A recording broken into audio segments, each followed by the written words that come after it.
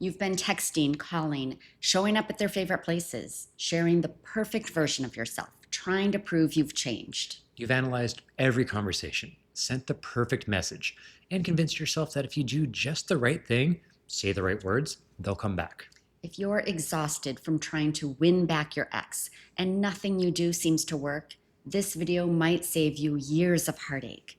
Because here's the truth no one wants to hear. You cannot love someone into choosing you.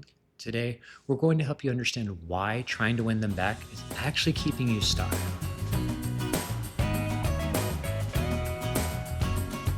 Hi, we're Tehrina and Joel Terry. We're licensed therapists here to help you heal from anxious attachment, stop chasing unavailable love, and build the secure relationships and community you deserve. Today, we're talking about one of the most painful but necessary truths: why trying to win back your ex isn't love. It's often a trauma response that keeps you from the love you actually deserve.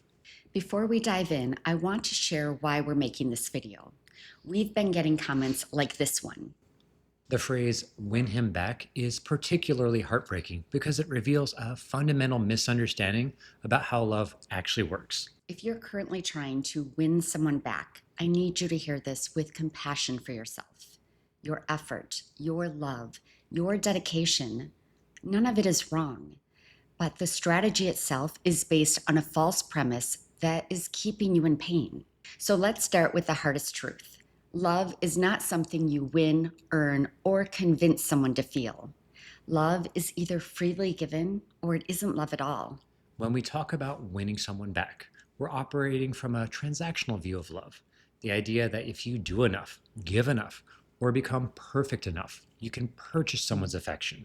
But healthy love doesn't work that way. Think about it. Would you want to be with someone who is only choosing you because you've convinced them to? Would you want love that required constant performance to maintain? That's not love, it's a business transaction. Real love chooses you because of who you are, not because of what you do. Real love doesn't need to be earned through suffering, perfection, or proving your worth. Here's what I wish someone had told me when I was 19 years old, heartbroken, and trying to win love. If someone doesn't enthusiastically choose you, they're not your person, period. And no amount of effort will change that fundamental incompatibility. Additionally, when you're in winning them back mode, you're not actually being yourself. You're being a strategically crafted version of yourself designed to get a specific outcome. That's manipulation, even if it's well-intentioned. The person you're trying to win back isn't even falling in love with the real you. They're potentially responding to this performed version. So even if it worked, you'd be trapped performing forever. We want to help you understand why trying to win someone back feels so urgent and necessary, because it's often not about them. It's about unhealed wounds that their rejection activated. For many with anxious attachment, someone leaving activates what we call a protest response. Your nervous system interprets their departure as a threat to your survival, so it goes into overdrive trying to restore the connection. And this is why it feels so desperate and consuming. Your attachment system is literally screaming, do whatever it takes to get them back. But here's the thing. Your attachment system doesn't distinguish between healthy and unhealthy relationships. It just knows someone important left, and it wants them back. Often the urgency to win someone back is actually about proving something to yourself or healing an old wound. Maybe it's, if I can get them to choose me, I can finally be worthy. Or if I can make this work, I can prove I'm not too much.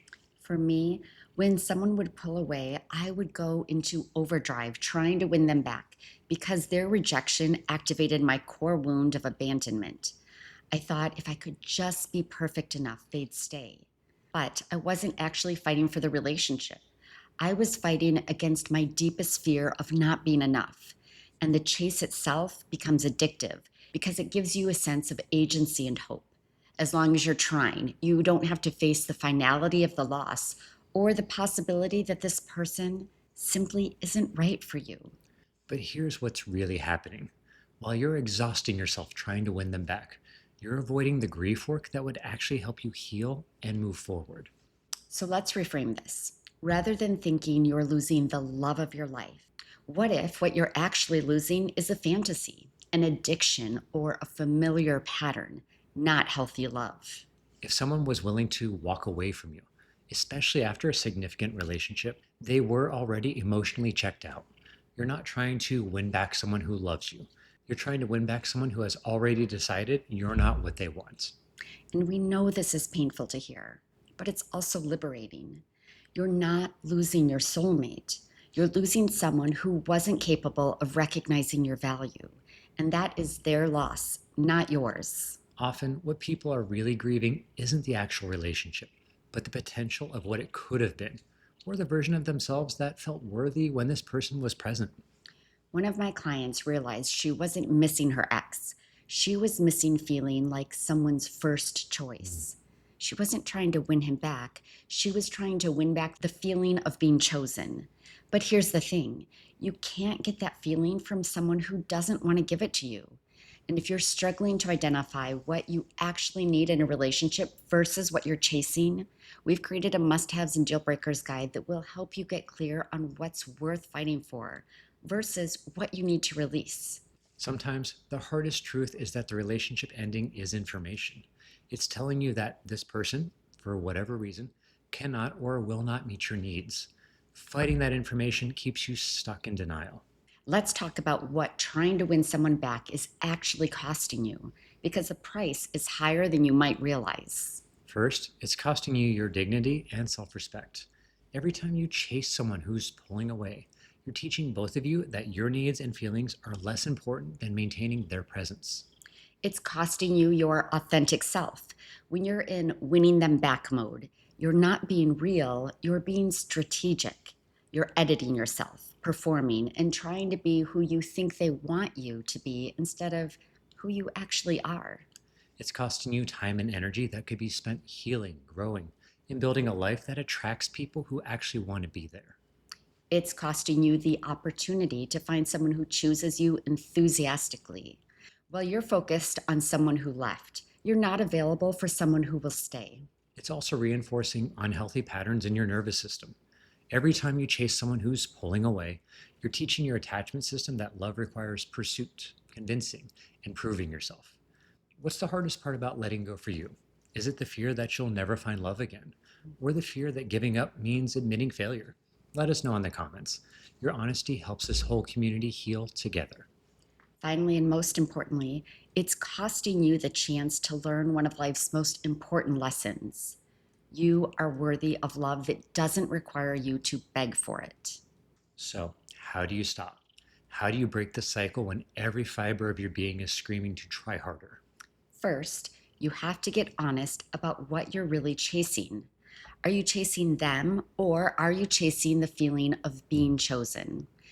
Are you trying to save the relationship, or are you trying to save yourself from feeling rejected? Second, you need to grieve what you've actually lost, not the fantasy of what it could have been, but what it actually was. Grieve the good times, grieve the connection, but also grieve the ways that it wasn't working. Third, implement what we call radical acceptance. This doesn't mean you're happy about it ending. It means you stop fighting the reality that it's over. Fighting reality is what keeps you stuck. Fourth, redirect all the energy you've been putting into winning them back and into winning yourself back. Start pursuing yourself with the same intensity you've been pursuing them. Finally, get support. Whether it's therapy, a trusted friend, or a support group, you don't have to do this alone. Trying to win someone back is often a sign that you need help processing abandonment fears or building your self worth. And please, go no contact if possible. Every interaction with them resets your healing process and feeds the fantasy that there's still hope. You can't heal from someone you're still talking to.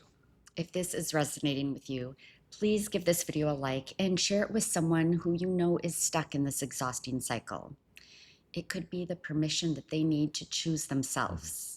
Dr. Helen Fisher's research on love addiction shows that when we're rejected by someone we're attached to, our brains behave similarly to someone withdrawing from cocaine. The anterior cingulate cortex and right ventral putamen light up with activity, creating genuine neurochemical withdrawal. Studies by Dr. Ethan Cross reveal that social rejection activates the same brain regions as physical pain. This is why breakups literally hurts. and why the urge to fix the pain by getting them back feels so urgent. Dr. Matthew Lieberman's research on social pain demonstrates that ruminating about rejection actually strengthens the neural pathways associated with attachment to that person. This is why constantly thinking about your ex or analyzing the relationship keeps you stuck. Research by Dr. Barbara Fredrickson shows that positive emotions, particularly those generated through self compassion and meaningful activities, can literally rewire the brain's response to rejection and loss. This is why redirecting energy towards self care isn't just helpful, it's neurologically healing. And most importantly, Dr. Sue Johnson's work reveals that anxious attachment responses to abandonment can be healed through corrective emotional experiences, but only when we stop reinforcing the abandonment wound by chasing people who are leaving. So let's get to the heart of it. If you're trying to win your ex back, I need you to hear this with all of the love in my heart from someone who has been there. You are worth more than having to convince someone to love you. Your worth was never determined by their choice to stay or leave. Your value doesn't increase if they come back, and it doesn't decrease because they're gone. You are inherently worthy of love that doesn't require you to earn it. I know it feels like giving up the chase means giving up on love itself, but what you're actually giving up on is the exhausting, soul crushing work of trying to be enough for someone who's already told you that you're not what they want. So here's what I want you to understand. Letting go isn't about them. It is about reclaiming your power, your dignity, and your right to be chosen enthusiastically by someone who recognizes your worth. The love you're looking for, the secure, consistent, peaceful love, won't require you to chase it. It will choose you and keep choosing you, even when things get difficult. It will show up consistently, communicate clearly, and make it feel safe for you to be yourself. But you can't find that love while you're wasting your energy on someone who walked away. You can't receive the love you deserve while you're begging for scraps from someone who's already decided that you're not their person. Your future self, the one in a healthy, secure relationship, is begging you to let go. Not because love isn't worth fighting for, but because real love doesn't require you to fight for it in the first place. The most radical act of self-love that you can perform right now is to stop trying to win someone back and start winning yourself back. Stop chasing someone who left you and start choosing yourself with that same intensity. You deserve love that stays. You deserve love that chooses you, and love that doesn't make you question your worth. And that love is coming. But first, you have to make space for it by letting go of what wasn't meant for you. If you're ready to stop trying to win them back and put that energy into loving and healing yourself, watch this video where I share the 4 steps I took to do this. Up next, we're talking about how to recognize the green flags of people who will actually choose you and stay. Because once you stop chasing the wrong people, you need to know how to recognize the right ones. Subscribe and take care of your heart. And remember, you're not alone. We're all in this Together. together.